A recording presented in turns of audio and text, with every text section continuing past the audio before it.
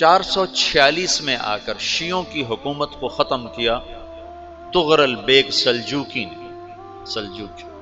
Seljuk مسلمان ہوئے تھے محمود غزنوی کے دور میں، سلجوک ان کے بڑے کا نام تھا۔ تو ایک دفعہ محمود غزنوی نے سلجوک سے پوچھا اگر مجھے تیری مدد کی ضرورت ہو تو کتنے آدمی پیش کر سکتے ہو؟ تو اس نے ایک تیر دیا، کہا یہ ایک تیر ہے میرا، کسی کو یہ تیر بھیج کر میرے علاقے میں بھیج دو تو چند گھنٹوں میں 1,00,000 تلواریں تیرا پہرا دینے کے لیے تیار ہوں، میرے پاس اتنی طاقت ہے۔ تو یہ سلجوک کی نسل میں تھا تغرل بیگ۔ اللہ تعالیٰ نے جب عرب زوال کا شکار ہو گئے اور ضعف کا شکار ہو گئے، جیسے بڑھاپے کا کوئی علاج نہیں، جب قوموں پہ زوال آتا ہے تو اس کا بھی کوئی علاج نہیں، پھر اور قوم کو جگہ ملتی ہے۔ جیسے بڑھاپا ایک فرد پہ آتا ہے، ایسے بڑھاپا قوم پہ آتا ہے۔ قوم کا بڑھاپا جوانی میں نہیں لوٹ سکتا، جیسے فرد کا بڑھاپا جوانی کی طرف نہیں لوٹ سکتا، قوم کا بڑھاپا جوانی کی طرف نہیں لوٹ سکتا، کوئی علاج نہیں، نئی نسل کا آنا ہی علاج ہے۔ تو عرب دھل چکے تھے، 600 سال بہت ہوتے ہیں حکومت کو، اپنی صفات گم کر چکے تھے، اب نئے خون کی ضرورت تھی۔ تغرل بیگ پہلا شخص تھا جس نے آ کر اہل السنت والجماعت کو استحکام بخشا، شیعوں کی حکومت کو ختم کیا، بغداد سے، شام سے، ان سارے علاقوں سے۔ صلاح الدین ایوبی نے اسماعیلی شیعہ کی حکومت کو ختم کیا، مصر۔ العاضد ان کا آخری خلیفہ تھا صلاح الدین ایوبی، نور الدین زنگی رحمۃ اللہ علیہ کا پروردہ تھا، اس کا دوست تھا، اس کے دوست بھی تھا، بچہ بھی تھا اس کے سامنے، زیادہ لکھنے پڑھنے کا شوق تھا۔ پھر اللہ تعالیٰ نے اس سے کام لیا اور اس کو مصر کا گورنر بنا کے بھیجا، مصر کی مدد کے لیے بھیجا، تو وہاں اس نے صلاح الدین ایوبی نے وہاں ختم کیا، تغرل بیگ نے یہاں ختم کیا۔ تو پھر سلجوک جو تھے نا یہ اقتدار میں آئے، ادھر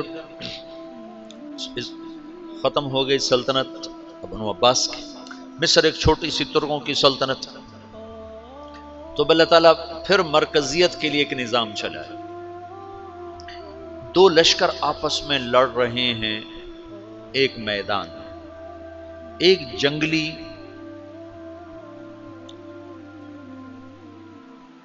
بدوؤں کا قافلہ، جنگل کے لوگ اپنے قبیلے کو لے کر، ایک جنگلی قبیلہ اپنے سردار کے ساتھ نقل مکانی کر رہا ہے ایک جگہ سے دوسری جگہ۔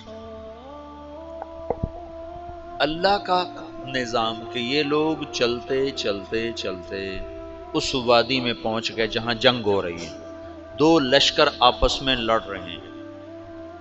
جب یہ وہاں پہنچتے ہیں تو ایک لشکر کے قدم اکھڑ رہے ہیں اور دوسرا غالب آ رہا ہے۔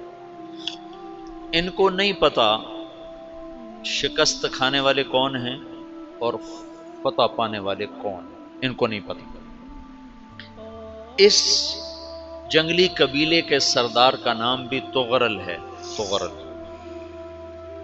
تو یہ سردار کہتا ہے جو شکست کھا رہے ہیں ان کی مدد کرو، کچھ پتہ نہیں کون ہے، کہتا جو شکست کھا رہے ہیں ان کی مدد کرو۔ تو 400 وحشی جنگلیوں نے فاتح لشکر کے پیچھے حملہ کر دیا۔ وہ تو ایک کافی ہوتا تو 400 دوڑ جب تلواریں پڑیں تو چند لمحوں میں نقشہ بدل گیا، بھاگنے والے جم گئے اور جمنے والے بھاگ پڑے۔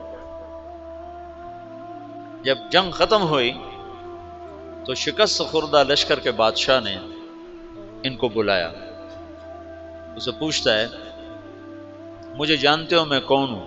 کہا نہیں۔ کہا تو تم نے میری مدد کیوں کی؟ کہا انسانی ہمدردی کی وجہ سے، تمہیں شکست ہو رہی تھی اس لیے تمہاری مدد کی۔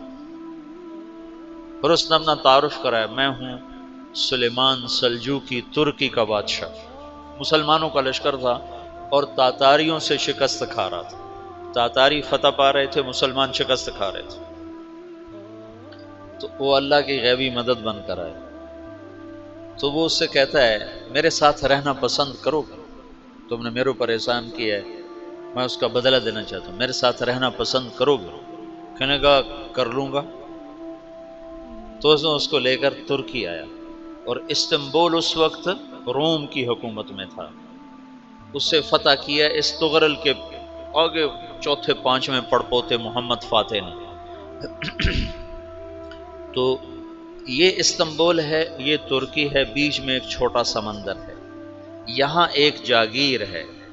تو سلطان سلیمان کہتا ہے یہ جاگیر تجھے وقف ہے، ادھر سے رومی مجھے تنگ کرتے ہیں حملے کر کر کے، تو میرا دفاع کرتے رہنا، یہ جاگیر تیری۔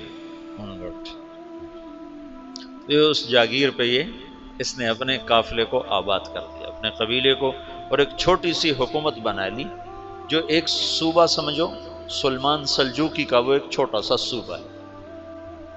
وہاں جب یہ رہ پڑا تو پھر یہ ایک شیخ کے بیت ہوتا ہے، وہاں شیخ طریقت ہے، ان کے یہ بیت ہونے جاتا ہے، وہ اس کو رات اپنے پاس ٹھہراتا ہے، تو ایک کمرے میں ان کو ان کا خادم ٹھہراتا ہے۔